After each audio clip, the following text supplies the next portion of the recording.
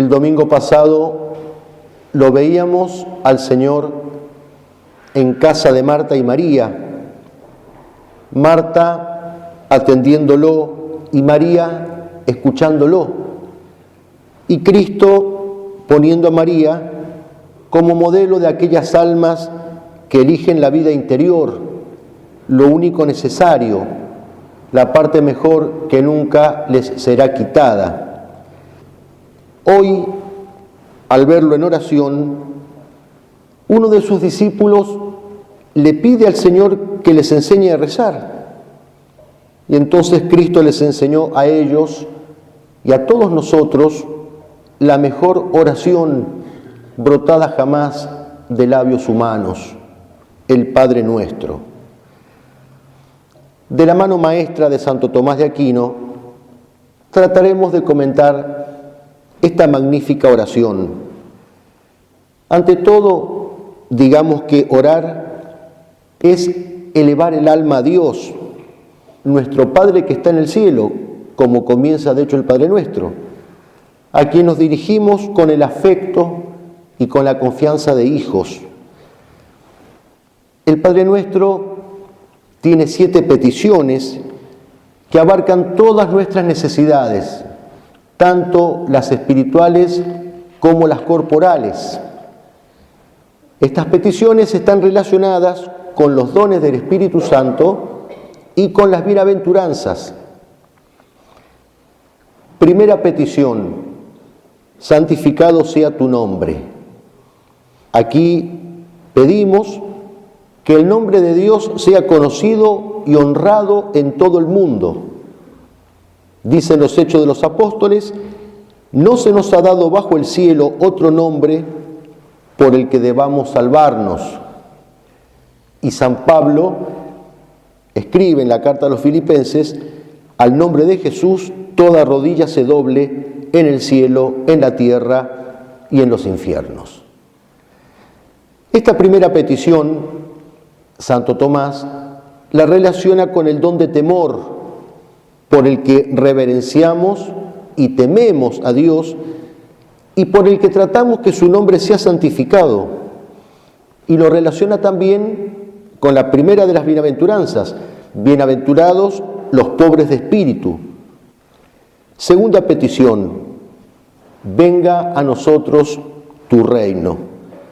Aquí le pedimos que reine Dios en nuestras almas por la gracia y que después nos dé la gloria eterna en el cielo. En la primera carta a los Corintios escribe San Pablo que Cristo debe reinar hasta que ponga a todos sus enemigos bajo sus pies. El último enemigo en ser destruido será la muerte. Contra esa enfermedad espiritual tan propia de nuestro tiempo, que es la misericorditis, pedir que venga su reino, dice Santo Tomás, supone pedir que los pecadores sean castigados en esta vida para que se conviertan. Y si no se quieren convertir, si son contumaces en la impenitencia final, que sean castigados eternamente en el infierno. Y supone también pedir que la muerte sea aniquilada y que Cristo vuelva al fin de los tiempos.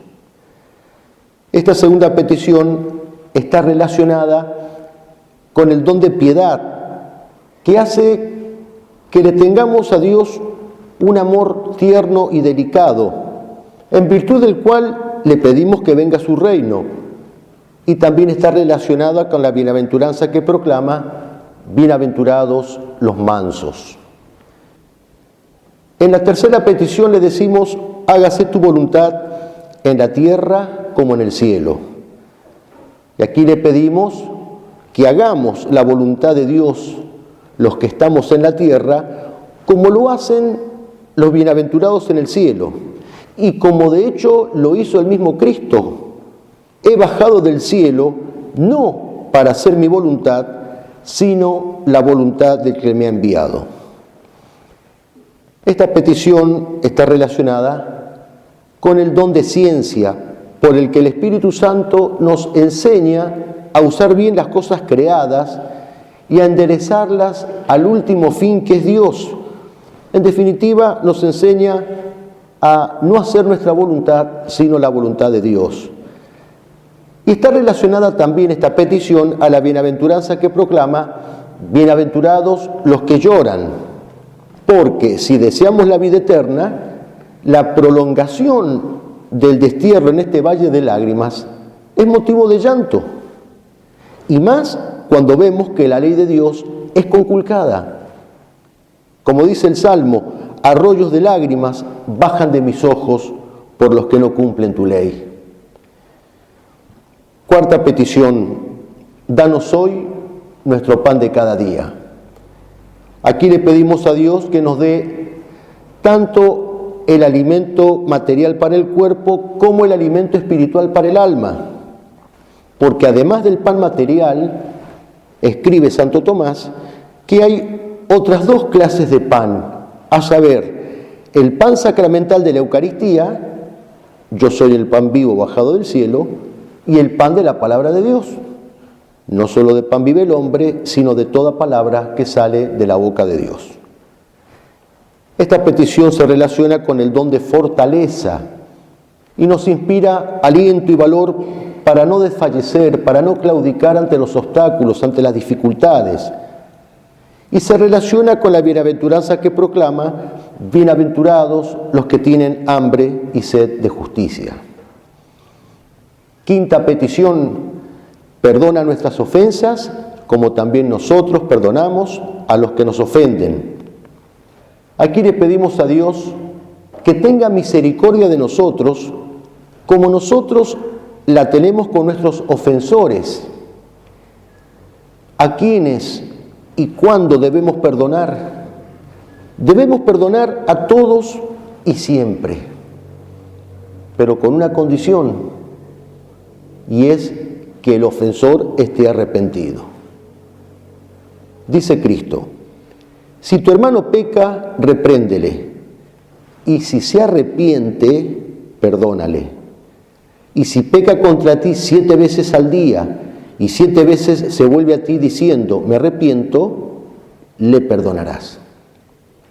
De hecho, el Evangelio nos refiere que de los 2 ladrones crucificados con Cristo, el Señor perdonó a uno solo, al que estaba arrepentido. Escribe Santo Tomás: es de saber que de 2 modos se perdona. Uno es de los perfectos, que el ofendido busca al ofensor. El otro es común a todos, al que todos están obligados, y es que se le conceda el perdón al que lo pida. Esta petición está relacionada con el don de consejo, por el cual en las distintas circunstancias de la vida intuimos la voluntad de Dios con prontitud y con seguridad sobrenatural. Y aquí le pedimos este don a Dios precisamente para salir de la situación de pecado. También se relaciona a la bienaventuranza que proclama: bienaventurados los misericordiosos, pues la misericordia nos lleva a compadecernos de nuestro prójimo. En la sexta petición le decimos al Señor: no nos dejes caer en la tentación. En la anterior le pedíamos que nos perdone los pecados cometidos. Aquí le pedimos la gracia para no cometerlos, para no consentir en las tentaciones y evitar las ocasiones de pecado, como le rezamos en el pésame. Dice Jesús: velad y orad para no caer en la tentación, porque el espíritu está pronto, pero la carne es débil. El texto latino del Padre Nuestro dice en este punto: et ne nos inducas in tentationem, es decir, no nos induzcas, no nos introduzcas, no nos metas en la tentación. Pero Santo Tomás se pregunta: ¿puede Dios introducir a alguien en la tentación o inducirlo a pecar? Y responde que la invitación al mal nunca puede venir de Dios, sino solo de los enemigos del alma, del demonio, del mundo o de la carne. Se dice que Dios tienta o induce a la tentación excitándolo al hombre al bien, para probar su virtud, no para conocerla, ya que por ser Dios la conoce, sino para que todos la conozcan y puedan tomar ejemplo. Por eso dice el libro del Deuteronomio: el Señor vuestro Dios os tienta para que se haga patente si lo amáis o no. También se dice que Dios nos mete en la tentación en cuanto que la permite, o sea, en cuanto que por los muchos pecados de una persona, Dios le retira su gracia y sin la gracia esa persona cae en el pecado. Cristo no nos enseña a pedir que no seamos tentados, sino que no caigamos en la tentación. Ser tentados, dice Santo Tomás, es humano. Caer en la tentación es diabólico. Dios nos rige y nos mantiene firmes ante la tentación, también a través de la iluminación del entendimiento. Por eso esta petición se relaciona con el don de entendimiento, el cual facilita la inteligencia de los misterios divinos, y se relaciona con la bienaventuranza que proclama: bienaventurados los limpios de corazón, porque cuando no consentimos a la tentación, conservamos el corazón limpio, el corazón puro, para poder llegar al cielo y ver a Dios. Y en la séptima y última petición le decimos al Señor: y líbranos del mal. Aquí también el texto latino dice: sed líbranos a malo, es decir, del malo, líbranos del demonio. Aquí le pedimos a Dios que nos libre del demonio y de todos los males y peligros, tanto espirituales como corporales. Dios puede librarnos de la aflicción impidiendo que nos sobrevenga, pero dice Santo Tomás, esto ocurre pocas veces, porque con frecuencia los santos son afligidos en este mundo. El mismo Cristo enseñó que el discípulo no es más que el maestro, y que si a él lo persiguieron, a sus discípulos también lo perseguirán.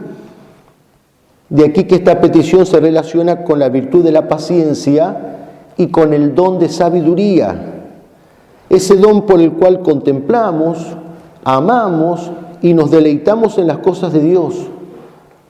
Y se relaciona también con las bienaventuranzas que proclaman: bienaventurados los perseguidos por causa de la justicia y bienaventurados los que trabajan por la paz. Por medio de la paciencia alcanzamos la paz, tanto en la prosperidad como en las adversidades. En su carta a los Romanos escribe San Pablo: vivid alegres con la esperanza, pacientes en la tribulación, perseverantes en la oración. Y el amén final significa así sea. Es decir, que todo esto que te pido, Señor, por tu amor y tu misericordia, en virtud de los méritos infinitos de Cristo, se cumpla.